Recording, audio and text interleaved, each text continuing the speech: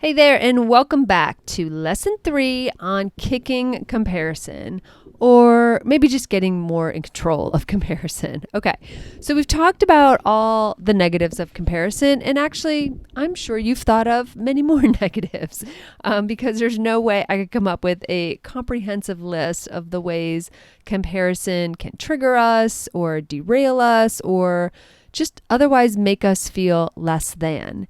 And that's really what comparison is designed to do, right? It's designed to make us feel less than, whether we do it to ourselves or someone else does it to us through some rude comment or some other method. And it's really important that we understand that our brains have a built-in bias to negativity. I'm sure it kept us safe from bears and such and the treacherousness of our, early days on this planet.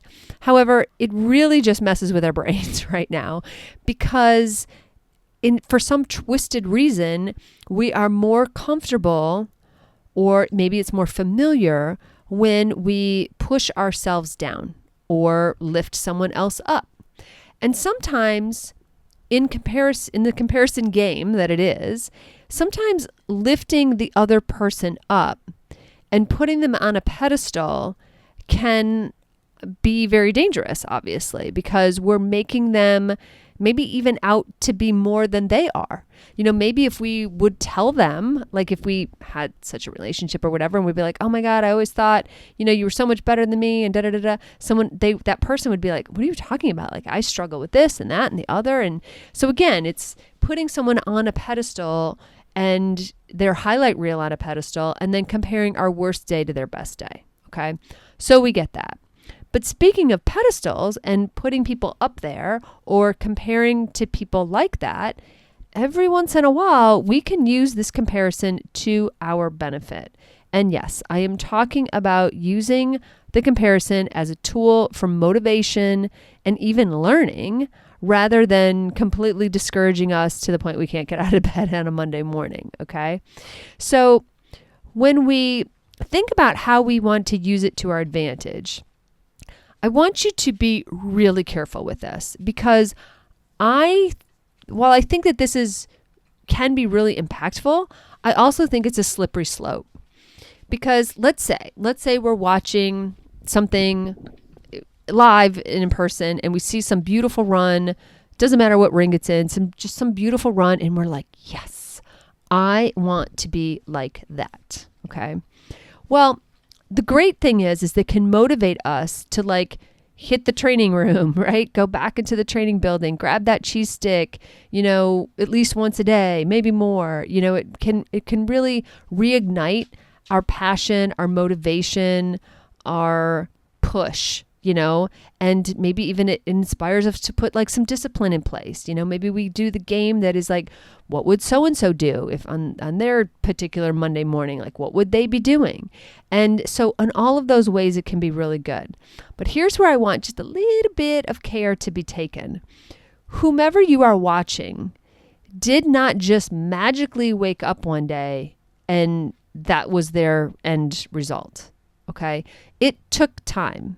It took their training routines or, their discipline, whatever it is that got them to that point. I'm going to guess it wasn't overnight. I'm also going to guess it probably wasn't their first dog.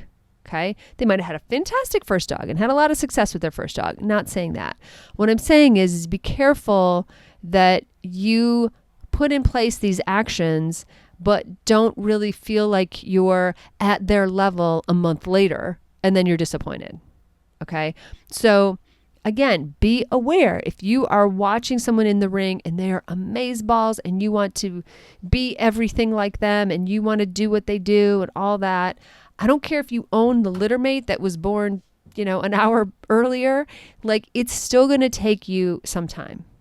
Every dog is different. Every person is different. We know that logically, but I really feel like our emotions forget that. Okay. The other thing to realize is that in those moments, we're comparing our process to their outcome, which even if you're doing that to yourself, comparing your own process goals and like saying, oh, I'm working so hard on my process goals, but I still not queuing. Well, then you're measuring your process goal success by an outcome, right? Get it? So we don't want to be doing that with other people either.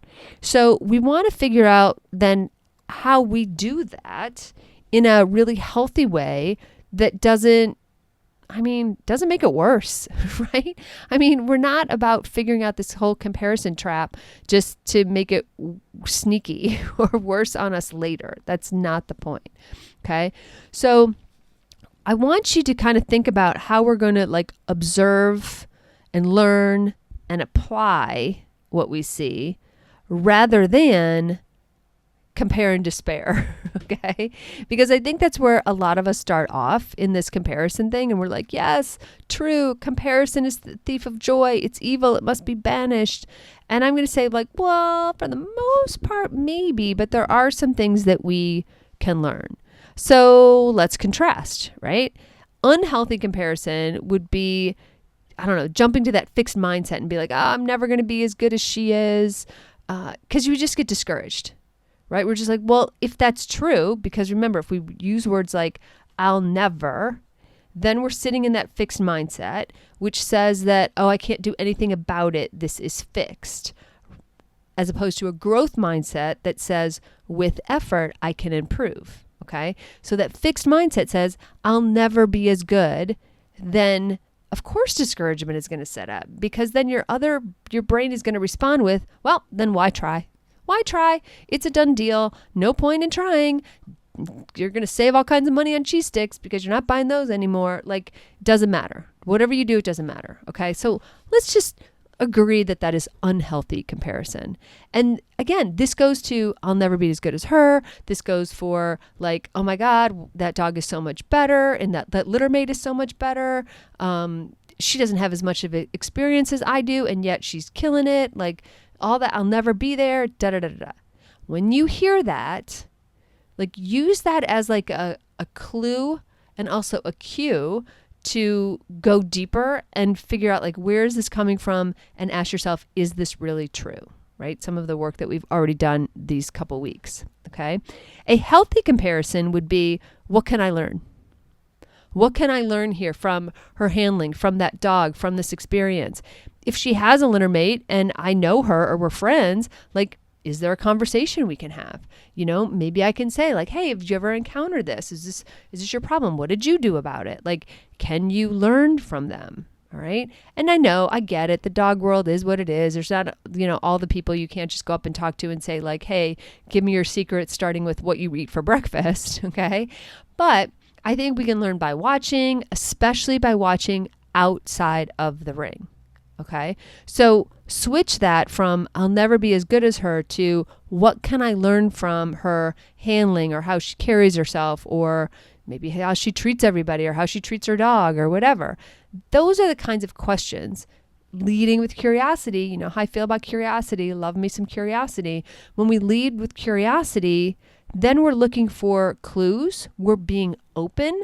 We're dropping our resistance. Okay. And we're learning or that's leading us to improvement.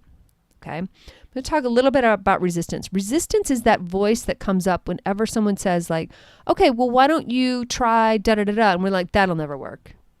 That doesn't work. I tried it. I mean, this is one of those things that like I see all the time in seminars, especially because we assume that the instructor, while amazing, doesn't know our dog, our story, our whatever, what we've done, what we've tried. So the hand will be like, oh, why don't you try it? Or the teacher, will be like, why don't you try it this way? And we're like, that doesn't work with my dog. My dog, only does, left turns on Tuesdays and Thursdays. So you don't know this, but that won't work. Well, it shuts us down, right? It shuts us down to improvement. It's the opposite of curiosity. And it just is like, no, it's dismissive. It's resistance. That's what it is. And again, the crazy part about our brains and that bias for negativity is that we prefer the dragon we know to the change we don't know. It's wild. Even when we know that something is not productive for us, it's not healthy for us, is not getting us where we want, we're still like, it's familiar. I know this. I know how to navigate this. If if I changed it, if I did it a different way, I wouldn't know what I was doing. I don't know what kind of results I'll get. But with this, at least the failure is guaranteed, okay? Which is crazy, but that's how our brains work. And I'm saying that because if you're having those thoughts, it's because you're wired to have those thoughts. It's not your fault, okay?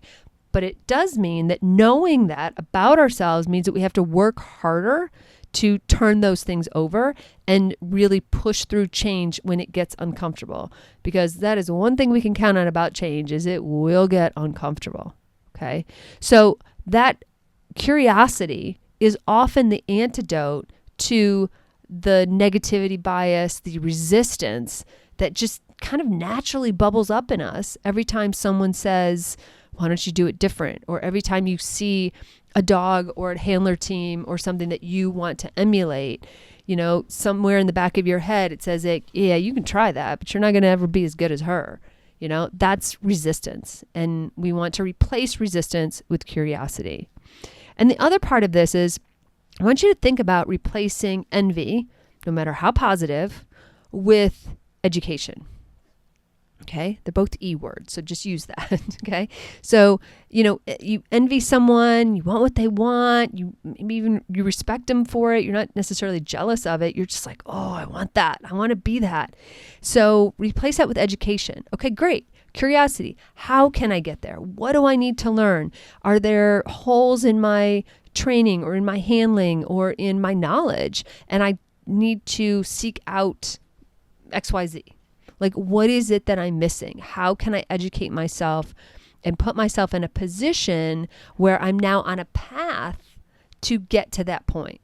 Because again, it's not just waving your magic wand or wiggling your nose or pulling on your ear. Like, it's going to take some effort to fix that or to get where you want to go. Okay. Another big thing that I want you to look out for in this process, right? Because this is not the first time I've brought up this antidote to comparison and using comparison as fuel. I've talked about this on podcasts, other things. So this is not the first time you're hearing this from me. But if you're wondering why it's not sticking, think about what your resistance is, of course, but also think about how you're learning from others and how they're motivating you without self-judgment. Because I really think that when we look at somebody and we think, oh, I want to be that, or I want to be that good, or I want to accomplish this, or whatever, we raise them up on that pedestal, right? Those hydraulic gears just lift them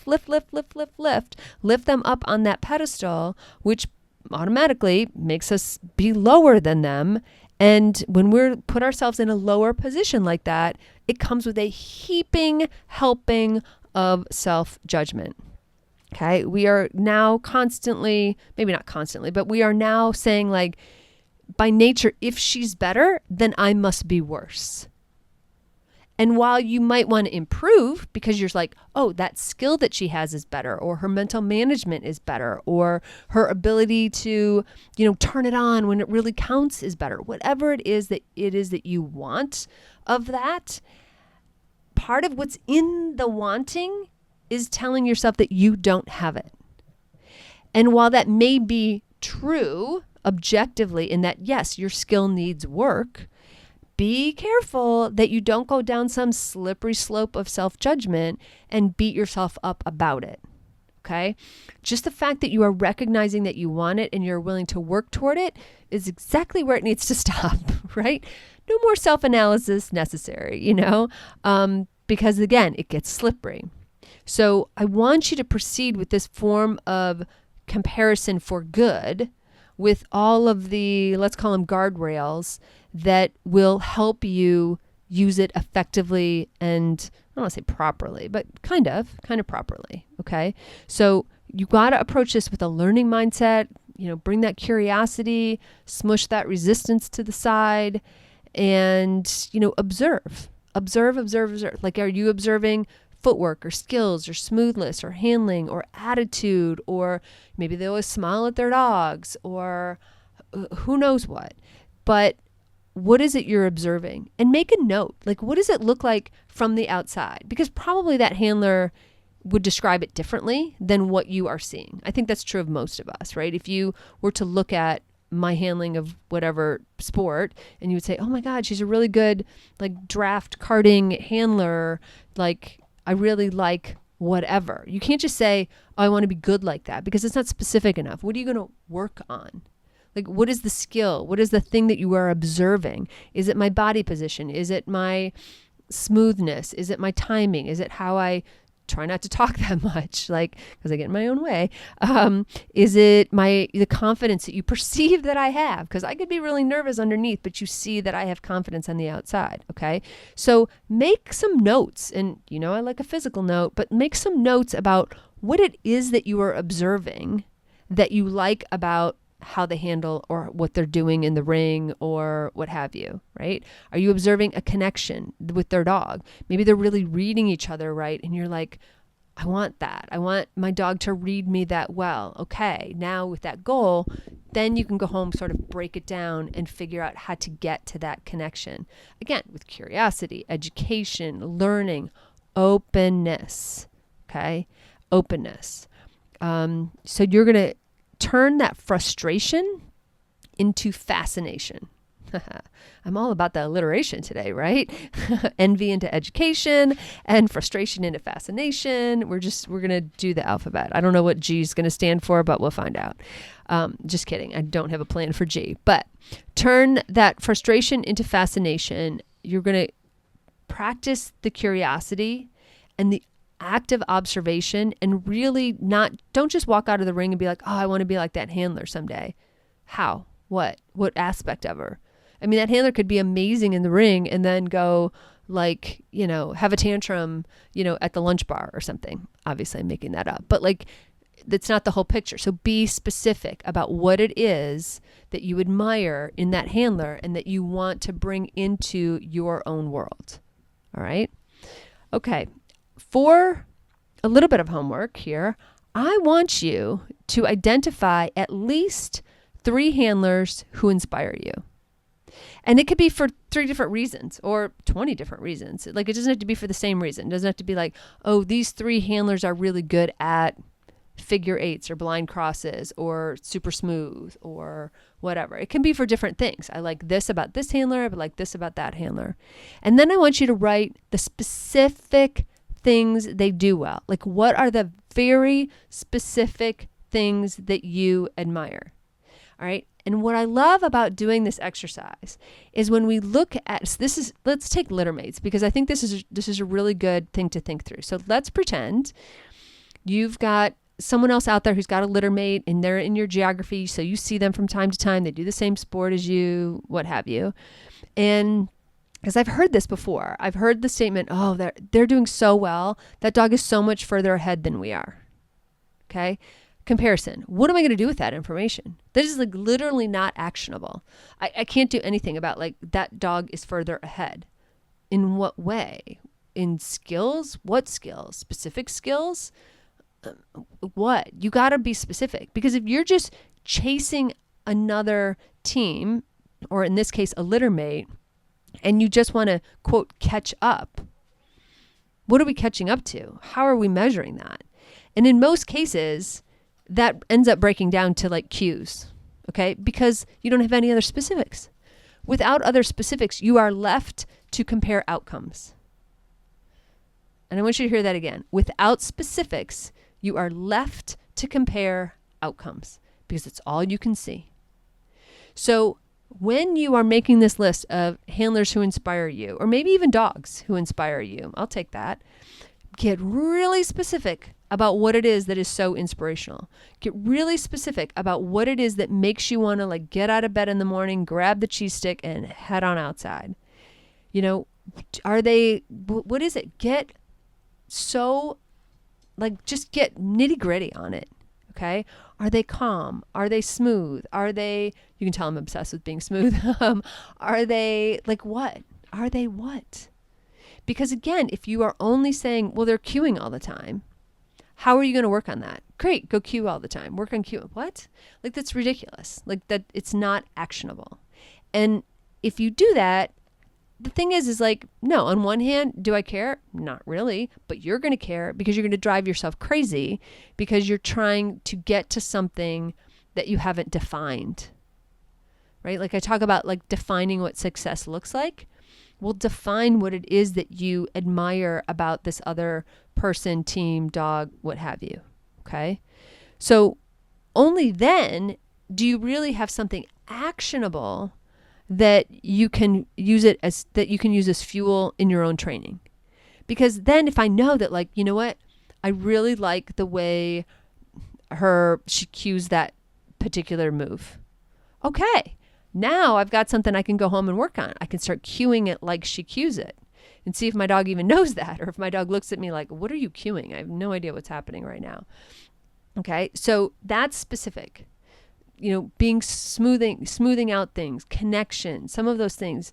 And some of those things are not observable, like the underneath specifics are not really observable, because what you're seeing is the result of the hard work or the result of the skill, or you're seeing the skill in motion, maybe is another way to say that. So just be careful that when you are in a point of comparison, but you're like, I'm going to use this for positive. I'm going to watch these handlers and I'm going to let them inspire me. Like maybe you're going to a big event, right? Maybe you're going to sit and watch a finals of something, or watch some really great handlers that you've admired from a distance, and now you're finally at the same trial as them and you can just watch.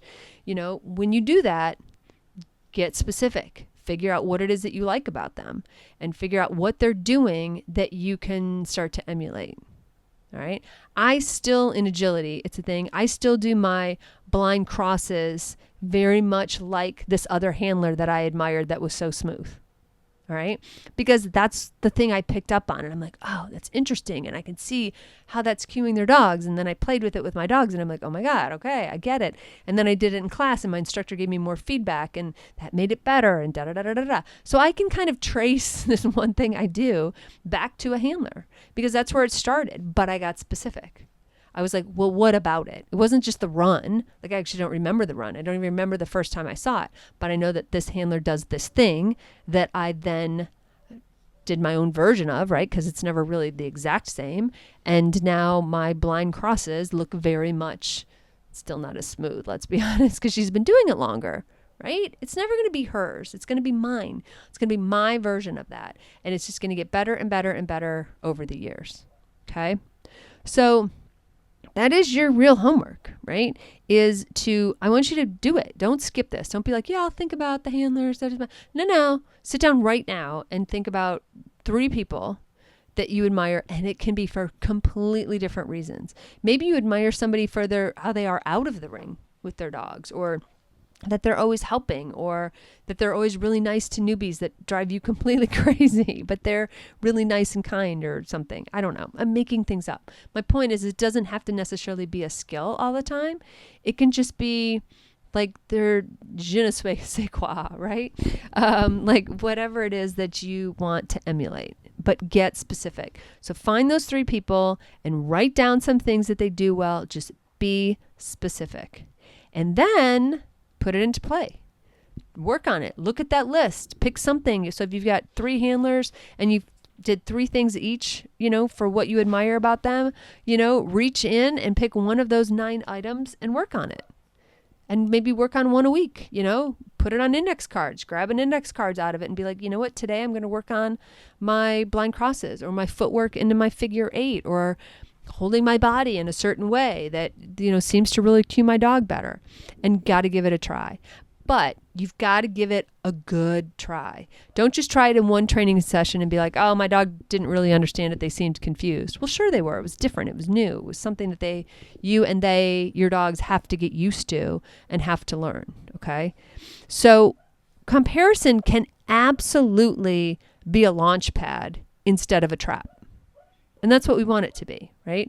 And we want comparison to eventually what I would love is that every time you feel yourself comparing, that you think, oh, interesting, not, oh my God, like they can do this so well, or that's so nice, or I'm so envious, da da da da. No, you're like, interesting. Why do I want that? What about that? It has me like in its grips or whatever. Like, is there something I can do also? Like, can I teach that, work on that, incorporate that? Like, don't just blindly do it and then go rock in a corner for the next week because you don't have that skill. Do something about it. But again, the reason you can't do something about it easily is because you haven't taken the time to break it down. It's not specific enough that you can take actions on it. And that's the difference in this lesson. Okay? I want you to use comparison as fuel. I think it's great fuel. I think there's nothing more motivating than wanting something somebody else has. Okay? Lucky for us in this sport, there's plenty to go around. So let that wanting fuel your curiosity, your education, and get really specific about what it is about that you want. And that will really shift and hopefully accelerate how you use other people in your world to help with your training, with your results, with your handling. Because it's out there. And sometimes we really just need good role models, good people to watch. I had a video it's still in my YouTube favorites, of this woman who actually she's a member. So I don't even know if she's listening. I'll tell her the story later. And she's a member. She's a good friend. And I had a video of her doing obedience with one of her dogs. And I still have it in my favorites in YouTube. And I'll watch it every once in a while. I haven't done it as much in the recent years because I was like, wow, that's so great. And yes, it's one thing to work toward that level, but it'll go faster if you have specific things, specific action items that you can put into place today. Because it'll also give you that feeling of control, right? We all love to be in control, and that you can take action, and it's not just some random thing that you wake up and happens one day. Okay? You can take specific steps to work on it. Okay? So I know that you will have a chance to practice this homework this week because I know comparison comes up all the time. It comes up in your life, not just your dog life. So every time it comes up, do something with it. Don't ignore it or be really quick to push it down. Instead say, ooh, comparison. What are you here to teach me? What are you here to show me? What can I do with this information? All right. One more lesson. Talk to you next week.